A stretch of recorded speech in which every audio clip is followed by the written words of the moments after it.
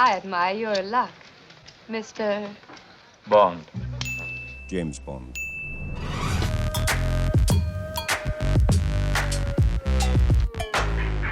.007. What took you so long? Hey everyone, I'm senior video producer Jeff McCobb, back with another CinemaBlend roundtable debate, because it has been 58 friggin' years of James Bond on the big screen, and many actors have stepped into the role. The latest installment, No Time to Die, has been delayed because of some sort of like bird flu or something. What is it? I haven't been reading the news. Still haven't found out. Because of this delay, we're bummed because we've been really looking forward to it. So in lieu of that, we're just gonna have to get to the bottom of a long-standing debate, which is who is the best man to ever play the role? Well, it's all a matter of perspective. I am joined by Mike, Mack, and Dirk from CinemaBlend. Say what's up, guys. What's up? What's up, guy? Clever boy. All of these dudes are movie geeks who have seen every Bond film, which in itself I think is a great accomplishment, and they've got some strong opinions. So I think that we have to start with our resident Bond expert, Mike Reyes. So, bro, I'm sure this is something that you've thought about a lot over the years. Who is your favorite actor to have ever played Bond? Honestly, the more that I look into it, the more I think Daniel Craig's the best Bond. And it's definitely, it's something that a lot of the polls haven't backed up, especially the recent one that they threw out on Radio Times. Wouldn't be the first time. But I think Daniel Craig embodies the history of Bond as well as the modernity of the role. He has the humor of Roger Moore. He has the charm of Sean Connery. And without both George Lazenby and Timothy Dalton, he would not be where he is today because they paved the way for the sort of story you tell with a modern Bond. He's definitely in one of my favorite Bond films, Casino Royale. Like, that's one of my definite top fives. And I do have to say he's had the strongest run out of all of them. I have to jump over to Mac because when Mike said Craig, we got like a very exaggerated eye roll over here. Yeah, we so, which is scary because Mac is our VP of product, and I'm worried that Mike might get fired by the end of this conversation. Well, we wouldn't want that, would we? Who's your favorite Bond? All right, I need to clarify what my eye roll was about here. Mike can choose Daniel Craig as his favorite Bond.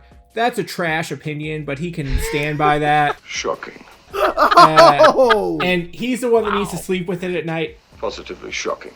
No, my eye roll was related to Mike saying that Daniel Craig accurately embodies the humor of James Bond, which I very strongly disagree with. Part of the reason why I wouldn't say I dislike Daniel Craig. I find I enjoy a lot of the more recent movies. I think he's a perfectly fine Bond.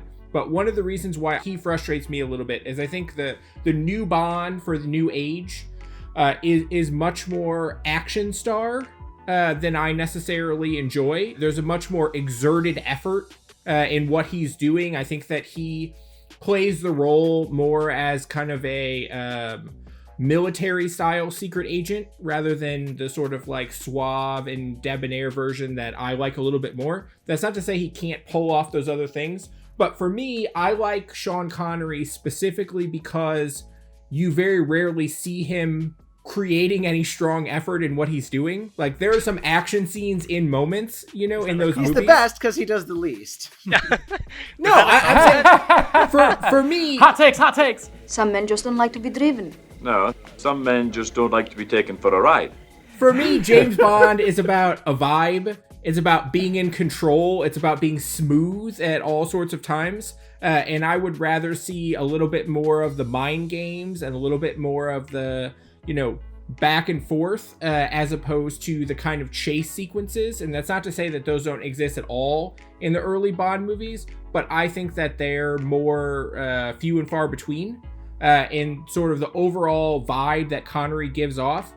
I just prefer a little bit more. It's not to say that Craig is bad, but I like Bond more for maybe not the Roger Moore exaggerated style of one-liners, but, a little bit more of that sort of personality. And for me, Sean Connery is the one that is the more even distribution between can pull off the action elements, can pull off the sex appeal elements, and can pull off the just sort of general smooth secret agent style spying elements. So Now you're on this. I hope we're going to have some gratuitous sex and violence. I certainly hope so, too. That's fair. I mean, like, Sean Connery's a legendary actor. We all love Sean Connery, you know what I mean? But when you specifically mention the sex appeal, I'm assuming you're not referring to how frequently he slaps women in those movies. But we won't get into that. That's a whole lot. This might be a little controversial for CinemaBlend. We don't really go in for that anymore. So is your love for the Sean Connery performance about the films that he's in, or do you prefer a different incarnation? Are Sean Connery's films your favorite Bond films? I would say certainly I absolutely treasure Goldfinger and From Russia with Love. I also really like Dr. No. I like most of his early efforts. I haven't turned my back on one since. But there's entries from every single Bond that I do enjoy. And I think that there's different vibes I take from, if I'm watching something like GoldenEye with Pierce Brosnan, I'm going to enjoy it, but I'm going to have very different feelings while I'm watching that than when I'm watching something like Casino Royale that Mike mentioned earlier, that's just going for a different kind of thing. Of course you are. All right, I accept your answer. Not just because you're my boss, but Thanks, mostly Chef. because you're my boss. I appreciate it. So, CinemaBlend writer, editor, Dirk, what is your who is your favorite actor to have ever taken on the role of Bond? Well, I like I said, I'm not sure, I'm not sure I even need to be here because Mike kind of summed up my feelings on Daniel Craig. I can already tell, like Mike, we have not talked about this in depth, but I can tell that Mike, in addition to watching the movies, has read the books, some of them at least. And that, for me, I really enjoyed reading Ian Fleming's novels when I was younger. And yeah, I think Craig is probably the best adaptation of the character as far as the version that is most similar to the character from the books. There's definitely the suave sex appeal stuff is certainly there in the books, but it's not, Sean Connery, when he started the role on screen, took it to a slightly different level. Do you know much about guns, Mr. Bond?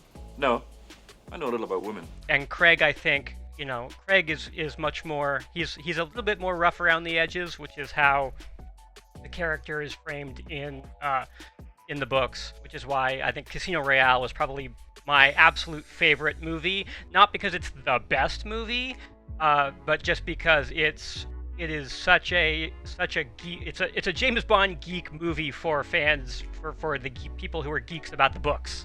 Yeah. It is so, like, everything. The only thing that they changed, the only thing significantly that they changed was that they changed Baccarat to Texas Hold'em, but, they had to make it a version of poker that people were interested in. The player with the best hand wins. The kids don't get suive or bongo, they get hit me or bust. Right, exactly. So wait, let me ask you guys a question about, because obviously you're far more invested in the Craig movies than I am. Does nothing bother you about the tone of those new movies, or is that the tone of what you want out of James Bond? I think it's the tone what I want out of James Bond. I mean, still honoring the classic canon. I mean, those first two Connery movies are really, really solid, especially From Russia with Love. That's my favorite Connery because it's right before the gadgets kick in. It's right before Goldfinger basically set the template for every Bond, or almost every Bond, up to Die Another Day. It's like, okay, we've got the gadget. We've got the first Bond girl that's probably bad or is going to get killed first. Then we've got the Bond girl that doesn't sleep with him at first and probably lives to the end and is good. And then we've got eccentric villain, eccentric plot, which it works. I have no problem with that. But then Casino Royale comes in and you watch that first bathroom fight.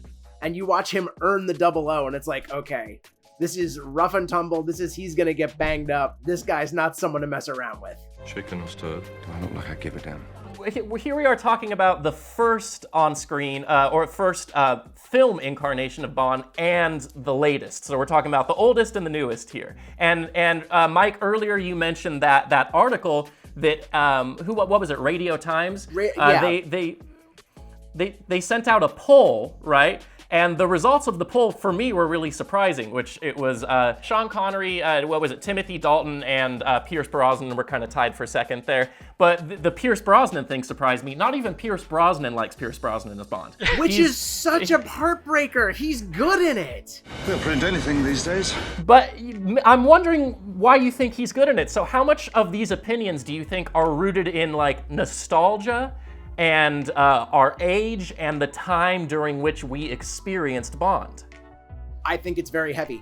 It's very heavily with that because I remember Pierce Brosnan was my first Bond. Like the first one Same. I really got to experience was, it's funny because my dad took me to see Toy Story and then he wants to go sneak into GoldenEye after. I'm like, I don't know, I'm not into this, Dad. Then the N64 game comes along and it's like, okay, I missed that one, but this Tomorrow Never Dies thing, I gotta watch this and find out what this is all about.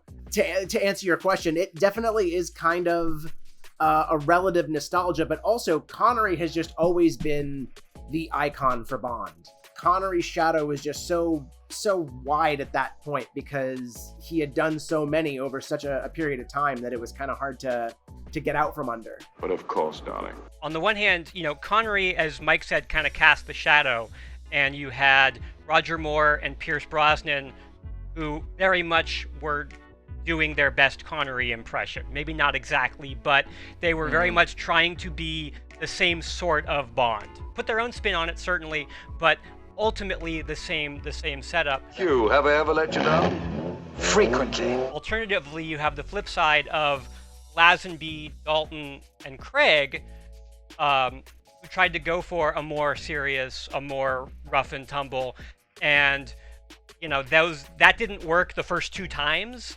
Craig is the apotheosis of that, as opposed to, Lazenby in his case didn't cast a shadow for others to follow. He started a path that Craig has now found the culmination of. And I think that's why those two actors are sort of, it's one or the other depending on which sort of Bond you prefer. You like the gadgets? Do you like a little bit more fun in the story? Then Connery's the guy. Are you looking for something a little bit more serious? If so, then go with Craig. Must we talk about him? No, I'd much rather dance. so would I. So when Craig is done, whether it's going to be probably one more movie or whatever ends up happening. Well, I understand double O's have a very short life expectancy. Do you just want more Craig, like Craig by another name, or do you want something completely different? That's a good question. I wonder. See, I've been thinking about that myself because they've done such a tight canon right now that and especially if some of the rumors end up being true about how this is going to end, I'm wondering how they would continue from that point. And I think it would still be Bond, and maybe they would still be able to do individual adventures without serialization. But it would just sort of be like, these five are the bedrock for the new wave to just go and do things. Like, they might just be individual adventures again. But the bedrock of the character has been rewritten for a more modern and book sensibility that that's what these five films do. I can think of worse ways to go. Yeah, and I think to your point earlier, Dirk, when you brought up the idea of people doing impersonations of Sean Connery early on, I think wherever this goes, with some of the later Bonds, I think wherever this goes, I just want to see someone have their own unique original spin and feel comfortable doing the character and not like they're trying to do a person doing the character. Right. Well, that theme has come up a lot, and that's one of the things that Pierce Brosnan has said about why he's not a fan of his own Bond incarnation, because he felt like he was doing an impression of all of the people that he grew up with, and he didn't really know how to bring his own thing to it. What I also noticed about those movies, the Brosnan ones, is that they really obviously have this, technology and film was reaching a new point during that period of time, so they have this almost B action movie, over the top, cheesy kind of action vibe, Surfing on a glacier. Yeah, exactly. Invisible cars. I don't think that it's not that I don't think they aged well. It's that I even remember at the time being like, wow, this is absurd. But the thing that they did differently with the Daniel Craig films, which I always felt like should be directly attributed to their success, is that they, I am a huge fan of Sam Mendes, you know what I mean? And like they have legitimate Academy Award-winning filmmakers. They were like, hey, if we're gonna revive this, you know, we really have to go at it and do it. Do you attribute a lot of your love of the Craig Bond to the people who are behind the camera? I think the best thing the Bond series ever did was bring Martin Campbell back twice to launch a new Bond. Because he did GoldenEye and he did Casino Royale. And then after Martin Campbell, you get, even though Mark Forster really wasn't that confident with the action, Quantum of Solace still felt good. It doesn't always look good, but it still feels good. And then, you know, Mendes just knocks it out of the park with Skyfall and Spectre. I mean, I even like Spectre. I'll defend Spectre to anyone any day of the week. The more I watch it, the more I actually dig into it. That's a whole other video, Mike. Bring it, demand it, folks. It's a video I want to watch because I don't understand how you could possibly defend that. But you're aching to find out. And then that's one of the reasons why I was so excited when Danny Boyle was hired. And why I'm still thrilled that Cary Joji Fukunaga is going to do it. Exactly. But I still want to know what Danny Boyle's Bond was going to be. Job's done. The bitch is dead. While we're on the subject of the future of Bond, I feel like we have to have this discussion about post-Craig Bond. What would you like to see from it? Who would you like to see in it? Who would you like to see behind the camera? What are your expectations there? Dirk, let's start with you. Oh man, so I have zero expectations, and that's what excites me. I think, you know, it could go in so many different directions. You know, I would love to see, you know, a person of color James Bond or a female James Bond. I think that not just for diversity's sake. All right, Mack, you'll have your turn. That is something to be afraid of. But I think, you know, but I think that's a way. I mean, it's a way to bring something new to it and to bring something different to it. You know, similar to like what Doctor Who did, bringing in a female doctor. They didn't just change the character to a woman and then go on with the story. The fact that the character is a woman impacts the story. It impacts the way other characters interact with her in the way that they wouldn't if the doctor was male. We can do the same thing with James Bond. How would the super spy that is James Bond be different if James Bond was a person of color or a woman? I'm all ears. Well, yeah, it's called the rhythm section. It's called Atomic Blonde. Or that's my only reservation is there's been all of this talk about a female Bond. A, the character's always been male, so it would be like a top-down reinvention. That's not a James Bond movie. And then B, why saddle a female with the mantle of James Bond when you know so many trolls are going to come out and say, oh, this isn't the Bond. It's like, why not create a new character that is like a female analog to Bond? I think here's my why I'm all for a person of color as James Bond. No problem with that whatsoever. In general, more diversity is a great thing. Here's the reason why I'm against female Bond. Yes. I think that all of these classic characters that exist throughout time, right, in movies and books and other things, right? There's a couple of core elements to every single character that does exist, right? And to me, beyond just sort of like being a spy and some of the things we're doing, James Bond's complicated and uncomfortable and sometimes detrimental relationship with women and his womanizing and how that works, to me, I find to be a fundamental aspect of the character, at least the character that I have grown up watching. That's because you know what I can do with my little finger. And so to me, James Bond without that sort of vibe, to me, is a different character, and I would rather them make something like Atomic Blonde as an example. But I totally get the calls for inclusion, and certainly I don't think that they come from a bad place, just a place that I disagree with. To answer your original question, Jeff, you know, I think, as I sort of said before, all I want from James Bond after Craig is done is just some sort of unique vision that does not feel like Connery and does not feel like Craig. You know, I want something that feels like a distinct split of, I like that in Bond we have eras and the eras feel different and you sort of just move on from that. And however this Craig era ends, I would like to just start over with a new era and a new Bond, regardless of how he looks like or what his vibe is, and make new adventures that way. When did you say you had to leave? Immediately. Almost immediately. I want to get closing thoughts. More specifically, did anything about this debate change any of your minds in regard to who your favorite Bond is? No, and just because, like we said before, I firmly believe there's never been a bad person in the role. The material may not always be there, but everyone has their moment, everyone has their tone. And while Craig is still my favorite, I am still very enthusiastic about, like, Timothy Dalton has 2 really good movies. Like, you really want to debate. You put people in a room and ask them which Dalton movie's better. There is your, like, that's your cage match.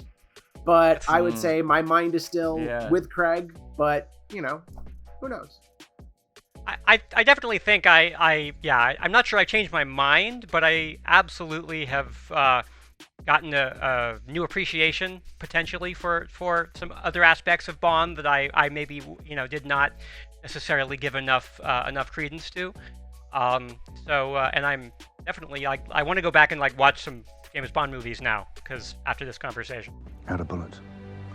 And besides, I've got something better to do. For me, you know, the thing I take away from this conversation is, like, the fact that we're disagreeing about which Bond we like or which movie we like or what Bond should be moving forward, whether it's another straight white male that we've seen before or a person of color or a woman or what new way we're going to invent James Bond. Ultimately, these questions are why he's still relevant, you know, 50 years later. And I think that the fact that we're not still getting the exact same version of Sean Connery movies in 2020 is why this movie can still open and be huge box office draws. And so even if I am an old man shouting at the clouds about how that I don't like changes and whatnot, ultimately that evolution of the character and trying to continue to reach new audiences and continue to make him relevant is why Bond has worked, and that needs to continue to happen moving forward, regardless of what the current fans feel or say.